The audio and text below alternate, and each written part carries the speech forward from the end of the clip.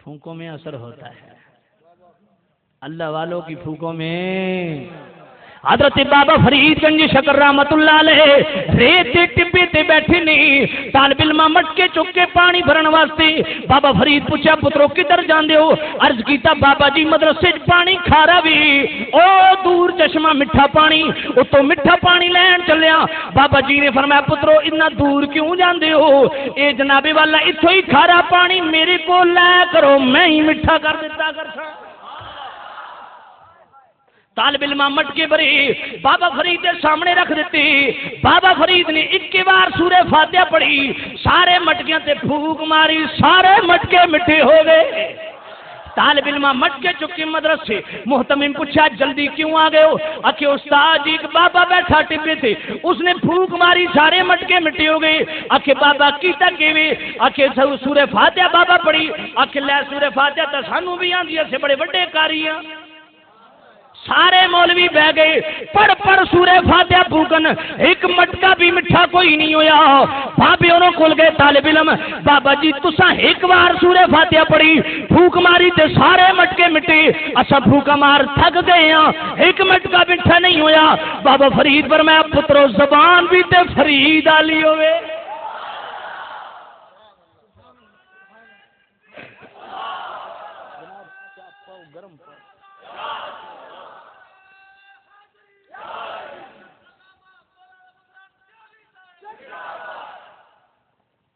دسو بزرگاں دیاں پھوکاں جنہ اثر ہے گے کوئی نہ؟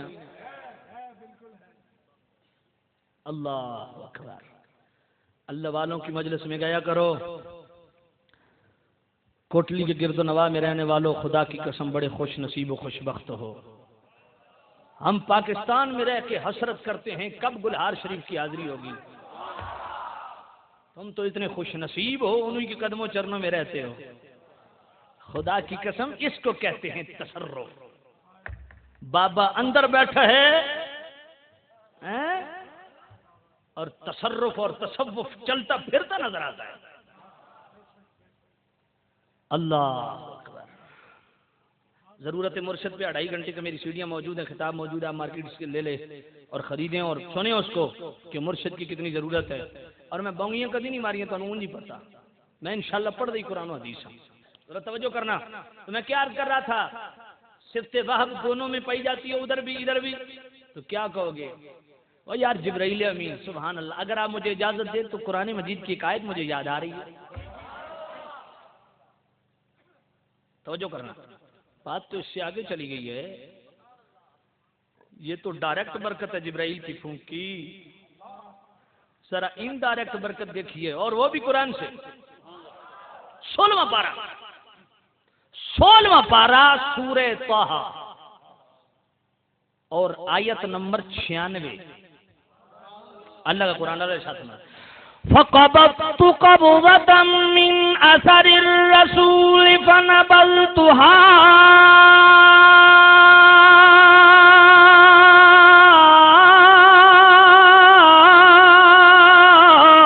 وَكَذَلِكَ سَوَّلَتْ لِي نَفْسِي۔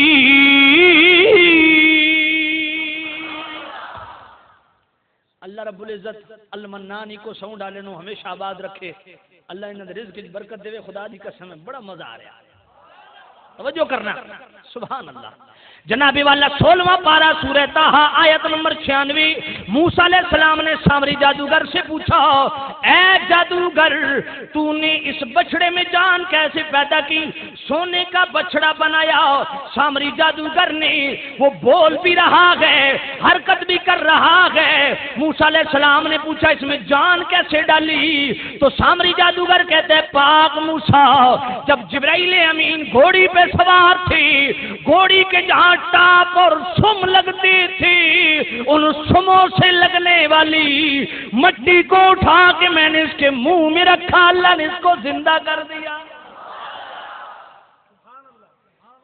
یہ 16واں پارہ ہے سورہ طہ آیت نمبر 96۔ جبرائیل امین گھوڑی میں بیٹھے ہیں۔ میں نے اثر رسول سے بعد مفسرین نے لکھا خود موسیٰ ہیں، جو خود موسیٰ ہون تو تاں بھی رب تے نہیں ہے نا، اللہ دے بندے ہی ہیں نا، اللہ دے محبوب ہی ہیں نا۔ لیکن جمہور کا قول ہے کہ اس رسول سے مراد چونکہ تمام فرشتوں کا بھی رسول ہے جبرائیل، تو اس حوالے سے جبرائیل جس جانور پہ سوار ہے، یار نور تو سوار ہو ہی نہیں سکتا، یہ سواری کیسے ہو رہی ہے؟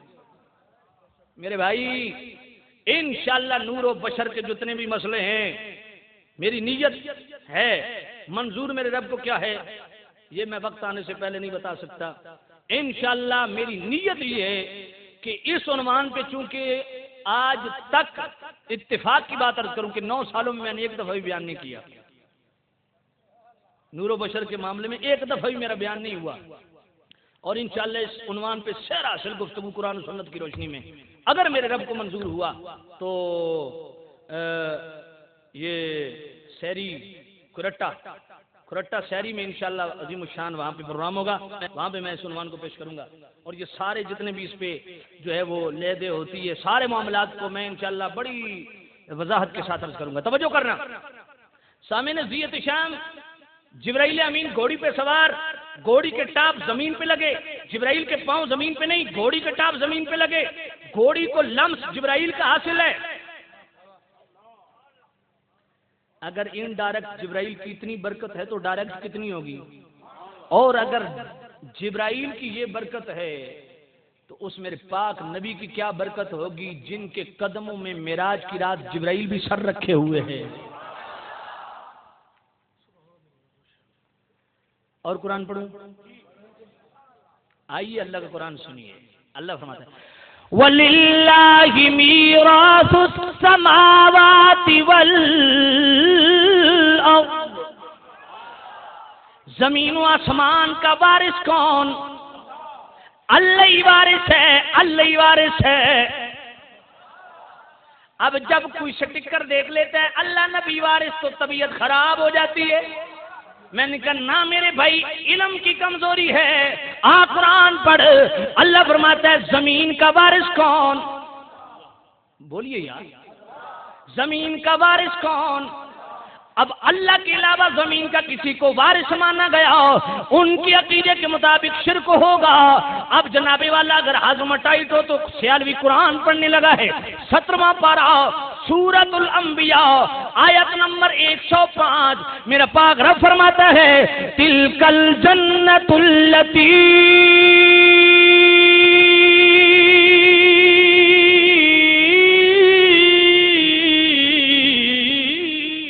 نورث من عبادنا من کان تقیا۔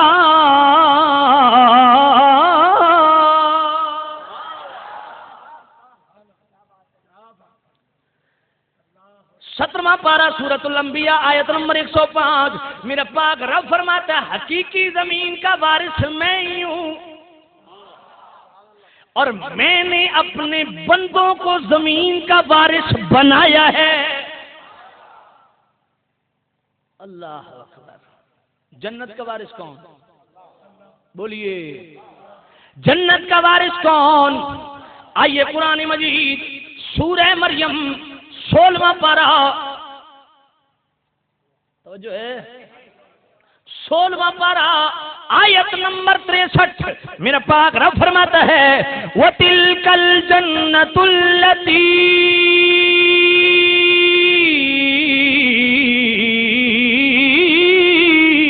نُورِثُ مِنْ عِبَادِنَا مَنْ كَانَ تَقِيًّا۔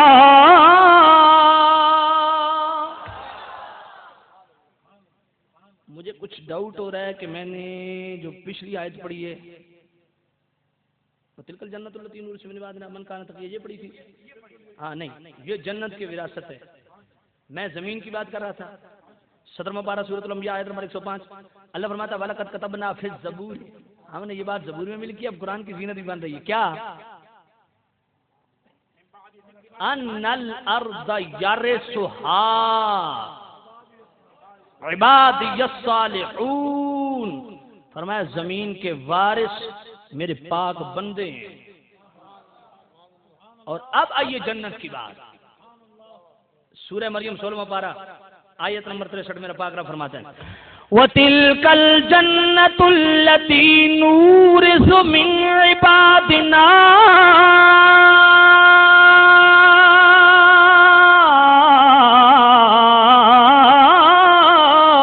من کان تقی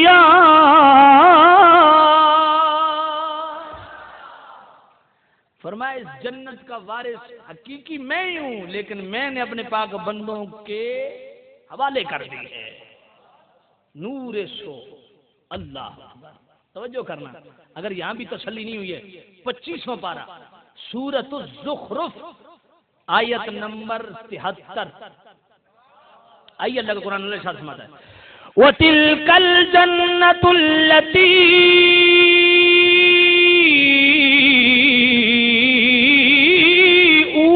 أُورِثْتُمُوهَا بِمَا كُنتُمْ تَعْمَلُونَ۔ فرمایا میرے پاک نیک بندو، جو تم نیک عمل کرتے ہو اس کے بدلے میں تمہیں جنت کا وارث ٹھہراؤں گا۔ اگر یہاں بھی تسلی نہیں ہوئی، قرآن کا تیسرا مقام میرا پاک رب فرماتا ہے اولئک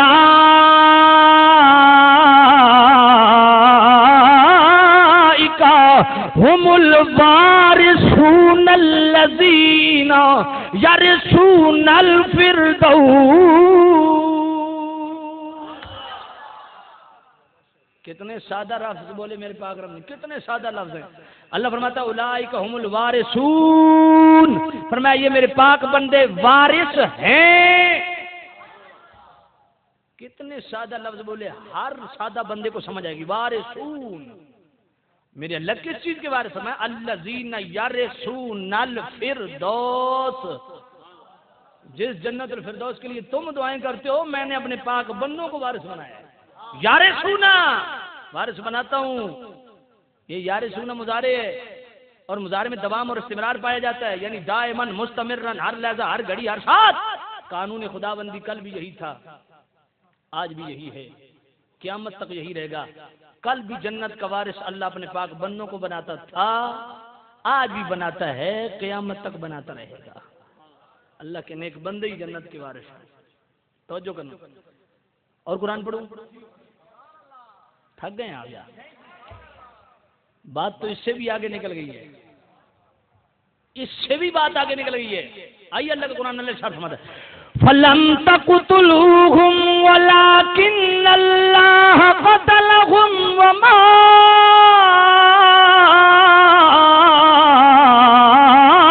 رَمَيْتَ إِذْ رَمَيْتَ وَلَكِنَّ اللَّهَ رَمَى۔ لشکر اسلام نے کافروں کی گردنیں تن سے جدا کی، صحابہ نے کافروں کی گردنیں تن سے جدا کی۔ اللہ فرماتا ہے فَلَمْ تَقْتُلُوهُمْ، تم نے قتل نہیں کیا۔ اب قتل انہوں نے کیا ہے، لیکن اللہ ادھر سے نفی فرما رہا ہے۔ آگے فرمایا وَلَكِنَّ اللَّهَ قَتَلَهُمْ، انہوں نے قتل کس کیتا؟ ہن بندیاں دا عمل ہوئے تھے اللہ اپنی طرف منسوب کر چھوڑے، اور وما رمیتا اذ رمیتا، اپنے مان اللہ صبح کنکر کس مارے سن؟ کافروں کو کنکر میرے پاک نبی نے مارے تھے، رمی میرے پاک نبی نے فرمائی تھی۔ اللہ فرماتا ہے میرے محبوب تو نے کنکر نہیں مارے، اذ رمیتا جب تو نے مارے۔ اللہ مصطفیٰ اور اللہ کا جو ایک تعلق ہے نا محبوبیت والا، اس کو رب سمجھنے کی توفیق دے۔ وما رمیتا، محبوب تو نے نہیں رمی کی، تو نے نہیں مارا کافروں کو، اذ رمیتا جب تو نے مارا تھا، ولکن اللہ رما، وہ تو اللہ نے مارا تھا۔ تم صفت کی بات کرتے ہو، یہاں تو معاملہ ہی کچھ اور ہو گیا،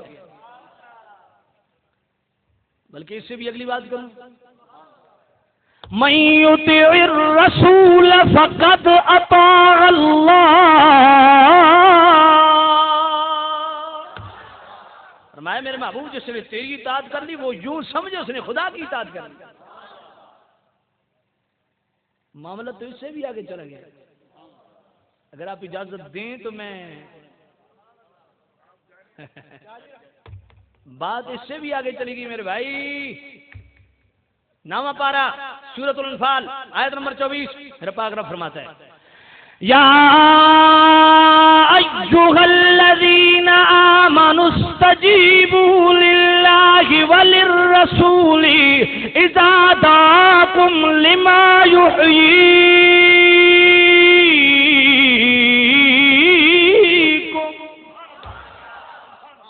فرمایا ایمان والو جب تمہیں اللہ بلائے، اللہ کا رسول بلائے، استجیبوا دعوت کو قبول کرو. لیکن عجیب معاملہ ہے، اللہ بھی بلانے والا، رسول اللہ بھی بلانے والے. بلانے والی دو ذاتیں ہیں، اور عربی قانون اس بات کا متقاضی ہے کہ اذا دعا نہیں آنا چاہیے بلکہ تثنیہ کا صیغہ آنا چاہیے، دعوا آنا چاہیے، کیونکہ بلانے والے دو ہیں. معاملہ بڑا عجیب ہے، اللہ بھی بلاتا ہے، اللہ کا رسول بھی بلاتا ہے، اللہ صیغہ واحد کا استعمال کرتا ہے. کیوں؟ اور میں بھی جب بلاؤں گا اپنے محبوب کی زبان سے ہی بلاؤں گا. اور سنیے اللہ فرماتا ہے اللہ ورسولہ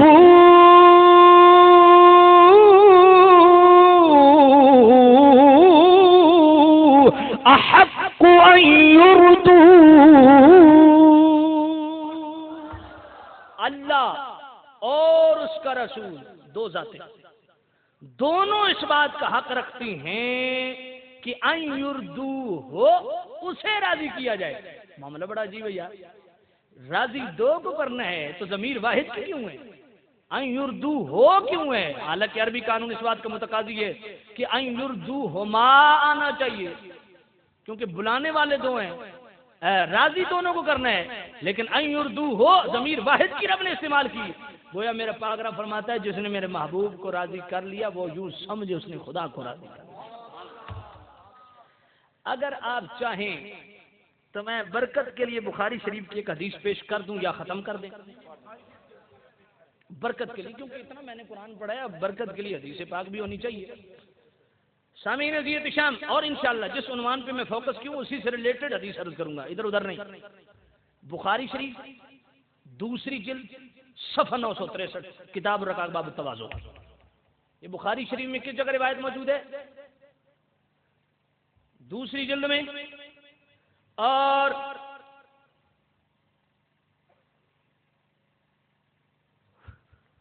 وہ کلام باہ توجہ کرنا. میں آپ کی خواہش کا احترام کرتا ہوں، پر جتنا کچھ آج میں نے بیان کر دیا میرا خیال ہے اس سے بڑھ کے بیان شاید نہیں ہو سکتا مجھ سے. ویسے تو ایک ہفتہ میرے نال ٹرو نا تو لگ سمجھ منجے بھئی یہ بندہ بولدا کیا ہے. یہ خدا دی قسم ہے اللہ اور اس دے رسول دا خاص کرم ہے. ذکر رسول دی برکت ہے نا، مسلسل اس سلسلے جاری ہے. اور دعا کرو اللہ ہمت حوصلہ اور استقامت دیتی رکھے. آئیے بخاری شریف کی دوسری جلد صفحہ 963 کتاب الرقاق باب التواضع. بڑی ذمہ داری سے اور صحیح حدیث عرض کرنے لگا ہوں. میرے کریم رؤوف الرحیم نبی صلی اللہ علیہ وسلم نے ارشاد فرمایا بھی اللہ فرماتا ہے ما تقرب الی عبدی بشیء احب الی مما افترضت علیہ. فرمایا اللہ فرماتا ہے کہ میرا قرب پانے کے لیے سب سے پہلا کام کیا کرنا ہے؟ فرمایا فرائض کی پابندی کرو. چھلے مچھے کڑے پہننے والے، لوہے کی زنجیر اوڑھنے والے، بڑی بڑی لٹیں رکھنے والے، داڑھی مڈوانے والے، ان کو ہم بالکل کوئی پیر نہیں مانتے اور نہ ان کے ذمہ دار ہیں ہم. کسی کے عرس پہ اگر میلے لگیں، خسرے ناچیں، ڈھول پہ دھمال ہو، وہ شیطانی فعل ہے، ہم بالکل اس کی حوصلہ افزائی نہیں کرتے.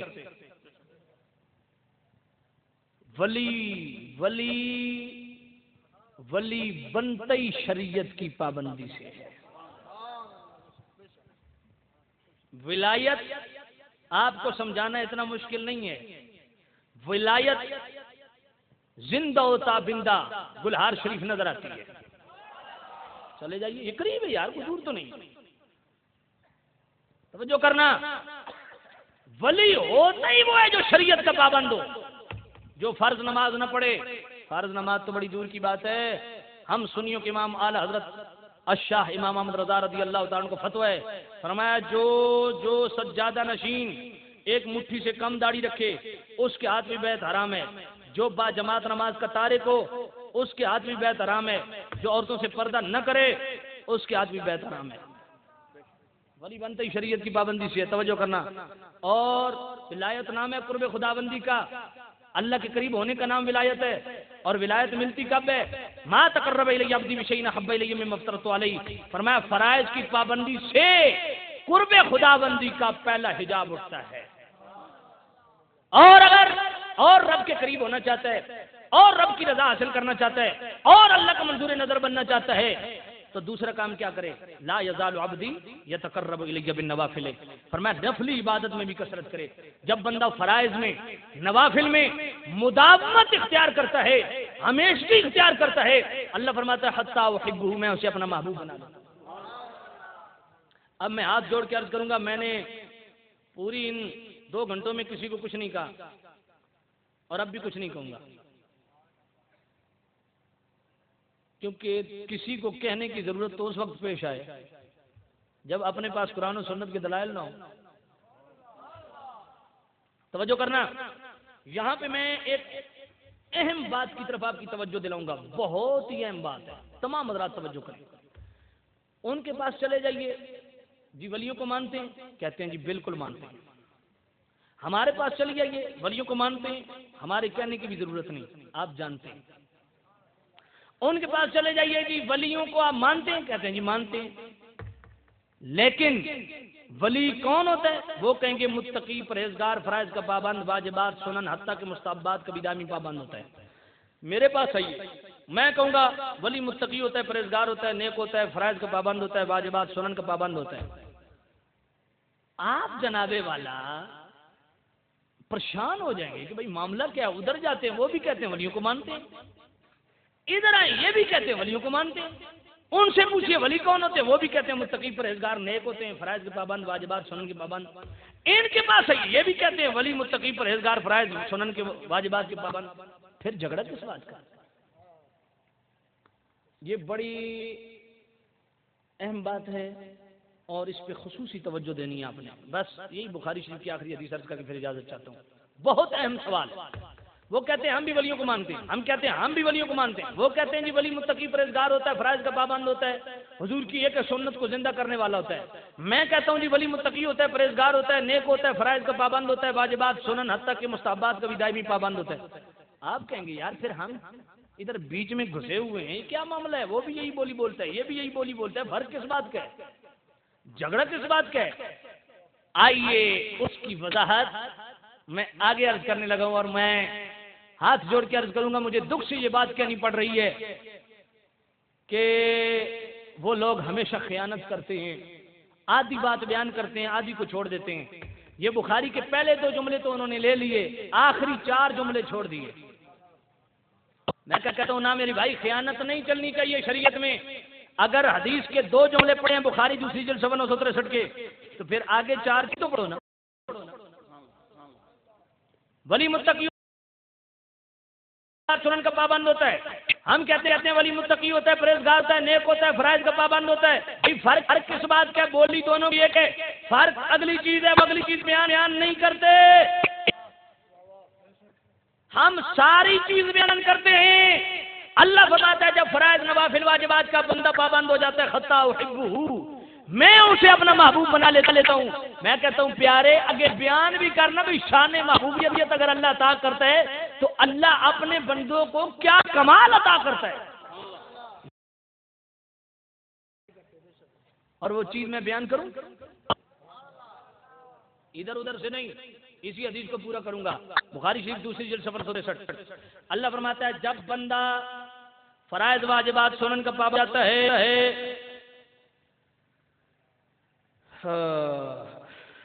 میں نے اعلان کیا کرنا ہے، انشاءاللہ آج تقریر ہی ایسی ہوئی ہے کسی کو اٹھنے کی ہمت ہی نہیں ہوگی، اور اگر کوئی غلط فہمی ہے بالکل میری طرف سے آج کا اعلان نہیں، جب سے کشمیر کی فضاؤں میں داخل ہوا ہوں اس وقت کے میرے ہاتھ کھڑے ہیں۔ بسم اللہ، آئیے اپنے کسی پڑھے لکھے لائیے نا ہمارے سامنے، آپ سے ہم نے کیا بات کرنی ہے یار۔ توجہ کرنا سامعین عزیز شام، بخاری شریف کے اگلے جملے سنیے، اللہ فرماتا ہے جب میں اسے اپنا محبوب بنا لیتا ہوں، اے میرے اللہ، جب تیرا بندہ محبوب بن جاتا ہے تو پھر عام بندے اور اس میں فرق کیا ہے؟ وہ بھی تیرا بندہ، یہ بھی تیرا بندہ، فرق ہے؟ فرمایا بہت بڑا فرق ہے میرے اللہ۔ کیا؟ اگلا جملہ فرمایا کنت سمعہ الذی یسمع بہ، میں اپنے اس محبوب بندے کے کان بن جاتا ہوں جن سے وہ سنتا ہے۔ یہ چیز کیوں نہیں بیان ہوتی؟ ساری چیز بیان کرو، آدھی چیز مت بیان کرو۔ اللہ فرماتا ہے بَبَصَرَهُ الَّذِي يَبْصُرُ بِهِ، بخاری دوسری جلد 963 صحیح حدیث۔ اللہ فرماتا ہے میں اس کی آنکھیں بن جاتا ہوں۔ میں نے کہا میرے بھائی تیری توحید کدھر گئی؟ تو صفت کی بات کرتا ہے، یہاں تو بات بہت آگے نکل گئی ہے۔ اللہ فرماتا ہے بَبَصَرَهُ الَّذِي يَبْصُرُ بِهِ، میں اپنے بندے کی آنکھیں بن جاتا ہوں جن سے وہ دیکھتا ہے۔ وَيَدَهُ الَّتِي يَبْطِشُ بِهَا، میں اپنے بندے کے ہاتھ بن جاتا ہوں جن سے وہ پکڑتا ہے۔ وَرِجْلَهُ الَّتِي يَمْشِي بِهَا، میں اپنے بندے کے پاؤں بن جاتا ہوں جن سے وہ چلتا ہے۔ اور اس حدیث کا سیکنڈ لاسٹ جملہ ذرا دل کے کانوں سے سنیے۔ اللہ فرماتا ہے وَلَئِنْ سَأَلَنِي لَأُعْطِيَنَّهُ، اللہ فرماتا ہے یہ ممکن ہی نہیں جس نے مجھے کمایا ہو وہ میری جناب میں ہاتھ اٹھا دے اور میں خالی پلٹا دوں۔ یہ چیز کیوں نہیں بیان ہوتی؟ حدیث کے 2 جملے بیان کرتے اور 5 کو چھوڑ دیتے ہو، کتنی بڑی خیانت ہے یار۔ میں نے کہا چلو مفسرین کو پڑھنے کی ضرورت نہیں، مجھے بتاؤ یہ بخاری میں حدیث ہے کہ نہیں؟ دوسری جلد 963 میں حدیث ہے کہ نہیں؟ اگر ہے تو مجھے بتاؤ۔ اللہ فرماتا ہے میں اس کے کان بن جاتا ہوں، میں اس کی آنکھیں بن جاتا ہوں، میں اس کے ہاتھ بن جاتا ہوں، میں اس کے پاؤں بن جاتا ہوں۔ میں نے کہا امام بخاری پہ بھی بعد میں فتویٰ لگانا، پہلے ذرا ہمت کر ادھر جو میرا رب خود فرما رہا ہے۔ اور میرے بھائی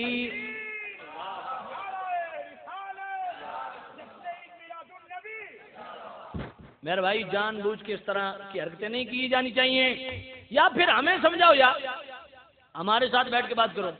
پھر اکیلے اکیلے کیوں بڑا بڑایا پلہ پوسا اتنا جناب سونا جا مولوی مفت گن ونجو اسانو بھی نال گن ونجو نا، اکلے کیوں میں ازم بھی تو نال بستر چاہیے۔ توجہ کرنا، یہ میں نے بخاری شریف کی حدیث بڑی ایمانداری کے ساتھ پڑھ دی ہے۔ بتاؤ اس کا معنی کیا ہے؟ اللہ فرماتا ہے میں اس کے کان بن جاتا ہوں، میں اس کی آنکھیں بن جاتا ہوں، میں اس کے ہاتھ بن جاتا ہوں، اور میں اس کے کان بن جاتا ہوں جن سے وہ سنتا ہے، میں اس کی آنکھیں بن جاتا ہوں جن سے وہ دیکھتا ہے، میں اس کے ہاتھ بن جاتا ہوں جن سے وہ، میں اس کے پاؤں بن جاتا ہوں جن سے وہ۔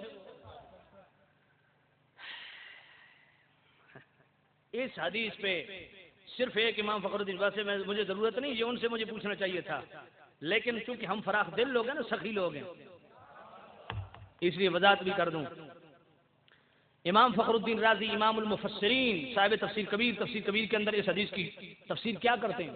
فرماتے ہیں العبد اذا واظب علی الطاعات بلغ الی المقام، فرمایا جب بندہ طاعات میں عبادات میں ہمیشگی اختیار کرتا ہے وہ اس مقام کو پہنچ جاتا ہے الذی یقول اللہ تعالی کنت له سمعا وبصرا، جس کے متعلق اللہ فرماتا ہے میں اس کی آنکھیں بن جاتا ہوں، میں اس کے کان بن جاتا ہوں۔ امام فخر الدین رازی فرماتے ہیں بات بڑی عجیب ہے، معاملہ بڑا عجیب ہے، کیا پہلے اس کی آنکھیں نہیں تھیں کہ اللہ فرماتا ہے میں اس کی آنکھیں بن جاتا ہوں؟ پہلے اس کے کان نہیں تھے کہ اللہ فرماتا ہے میں کان بن جاتا ہوں؟ مطلب کیا ہے؟ امام فخر الدین رازی جن کو وہ بھی تسلیم کرتے ہیں، وہ فرماتے ہیں فَإِذَا سَارَ نُورُ جَلَالِ اللَّهِ تَعَالَى سَمْعًا لَهُ۔ سجنوں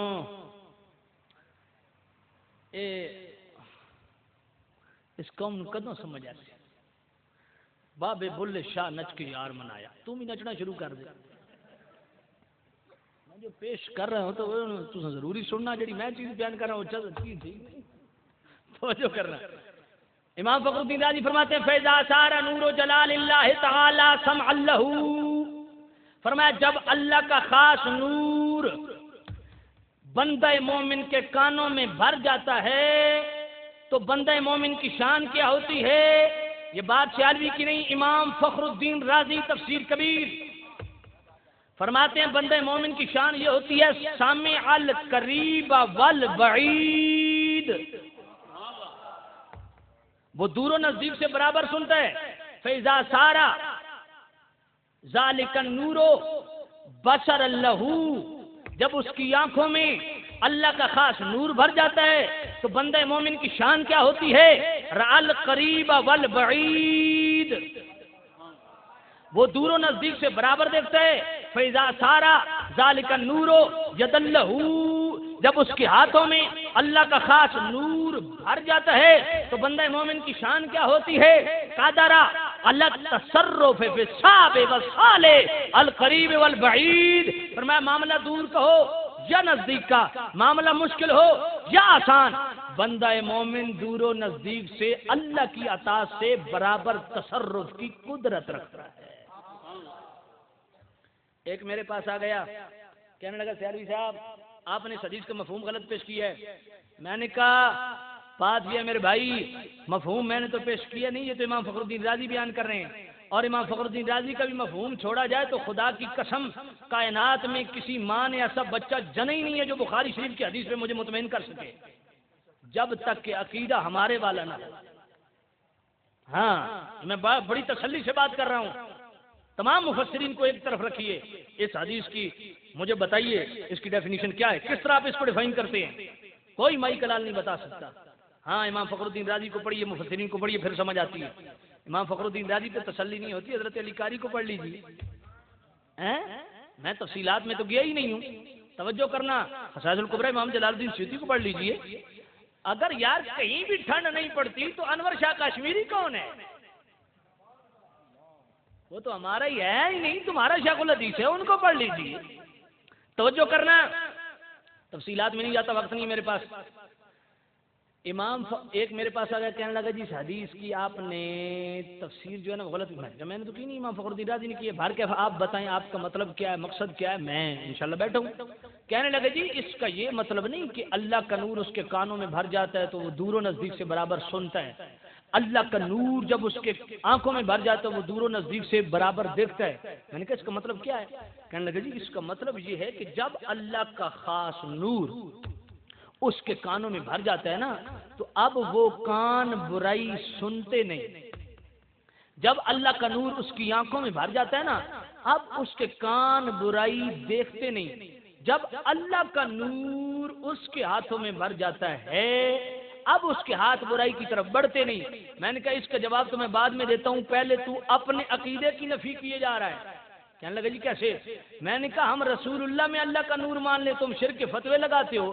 ادھر اللہ کے بندے میں تو خود اللہ کا نور مان رہا ہے. اور ادھر ترمذی شریف سرکار فرماتے ہیں اتقوا فراست المؤمن فانه ينظر بنور اللہ.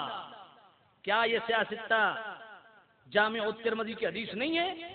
سرکار فرماتے ہیں مومن کی فراست سے ڈرو، فانه ينظر بنور اللہ، وہ اللہ کے عطا کردہ نور سے دیکھتا ہے. اللہ اکبر. توجہ کرنا. میں نے کہا پھر تیرے سوال کا جواب میں دے رہا ہوں. میں نے کہا تو اس گوالے اور دودھیے سے بھی گیا گزرا ہے. اگر آپ کے گھر دودھیا گوالا دودھ بیچن والا آ بنے نا تو دے سامنے گندا بھانڈا کرو دودھ پیسی، وہ کہے گا میرے بھائی آپ کا ظرف اور برتن گندا ہے اور دودھ اللہ کا نور ہے، اللہ کا نور میں گندے برتن میں ڈالوں؟ یہ نہیں ممکن. میں کہتا ہوں تجھ سے تو گوالا، وہ دودھیا ان پڑھ ناخواندہ اجٹ، وہ بھی اتنا سیانا ہے، اسے پتا ہے کہ گندے برتن میں دودھ نہیں ڈالا جاتا کیونکہ دودھ اللہ کا نور ہے. میں نے کہا پھر اللہ اپنا نور گندے کانوں میں کیسے بھرے گا؟ اللہ اپنا نور گندی آنکھوں میں کیسے رکھے گا؟ یہ تمہیں ماننا پڑے گا کہ پہلے اس نے کان پاک کیے ہیں تب اللہ نے نور رکھا ہے. پہلے اس نے آنکھیں پاک کی ہیں تب اللہ نے نور رکھا. اور واقعتاً یہ بات بھی ٹھیک ہے، دور و نزدیک سے برابر دیکھتے ہیں سنتے ہیں. اس پہ شہادت پیش کر کے اجازت چاہتا ہوں. حضرت امیر المومنین خلیفۃ المسلمین حضرت عمر بن خطاب رضی اللہ تعالیٰ عنہ مسجد نبوی کے ممبر پہ نعرہ تکبیر، نعرہ رسالت، نعرہ رسالت، محسن اہل سنت، کوکب اہل سنت حضرت قبلہ علامہ مولانا عزیز الدین کوکب صاحب. نعرہ تکبیر، نعرہ رسالت، نعرہ رسالت، نعرہ حیدری. حضرت علامہ مولانا عزیز الدین کوکب صاحب خطیب اہل سنت، مجاہد اہل سنت. نعرہ تکبیر، نعرہ تکبیر، نعرہ رسالت. چوٹ والوں آپ کو مبارک ہو.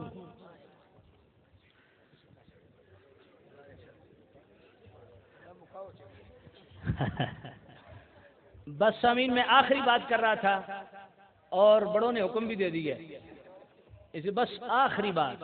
آج بڑا تفصیلی بیان آپ نے سن لیا، بس آخری بات سن لیجیے. ہم اپنی محفل و مجلس میں بلکہ حضور کی محفل میں آقا کریم کے مہمان کوکب اہل سنت، یقین جانیے یہ ہمارے محسن ہیں، ہمارے مسلک کے. انہی سے ہم نے سیکھا ہے کہ بات کرنی کس طرح ہے. آپ تشریف لائے، اللہ رب العزت آپ کے مال جان اولاد عزت رزق میں خیر و برکت عطا فرمائے. سامع نزیت شام،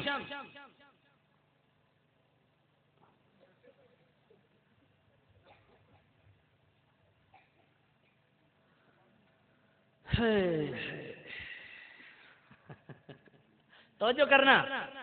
سامع نزیت شام، میں جواب دوں گا بھائی، آپ تسلی سے بیٹھیے.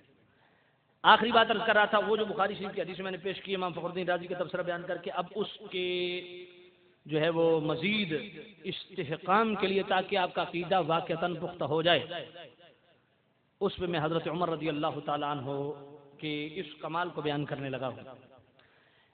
امیر المومنین خلیفۃ المسلمین حضرت عمر بن خطاب رضی اللہ عنہ مسجد نبوی کے ممبر پہ، اور حضرت ساریہ کہاں ہیں؟ نیابند کے پہاڑوں میں لشکر اسلام کی کمانڈ کر رہے ہیں. مدینہ اور نہاوند کے درمیان 1400 کلومیٹر کا فاصلہ. اب ذرا توجہ کرنا، حضرت عمر خطبہ دے رہے ہیں، حضرت ساریہ نیاوند کے پہاڑوں میں، بیچ میں 1500 کلومیٹر کا فاصلہ. دوران خطبہ حضرت عمر نے فرمایا یا ساریۃ الجبل. حضرت عمر کدھر ہیں؟ 1500 کلومیٹر دور حضرت ساریہ نیاوند کے اندر. دوران خطبہ ممبر پہ حضرت عمر نے فرمایا یا ساریۃ الجبل، اے ساریہ پہاڑ، یعنی پہاڑ کی اس طرف سے لشکر آ رہا تھا. فرمایا اس طرف توجہ دھیان کر. اشرف علی تھانوی صاحب کون ہیں؟ میرے تو نہیں ہیں. جمال الاولیاء کے اندر وہ کیا لکھتے ہیں؟ اشرف علی تھانوی صاحب لکھتے ہیں کہ اسی محفل میں مولا کائنات مولا علی بھی بیٹھے تھے.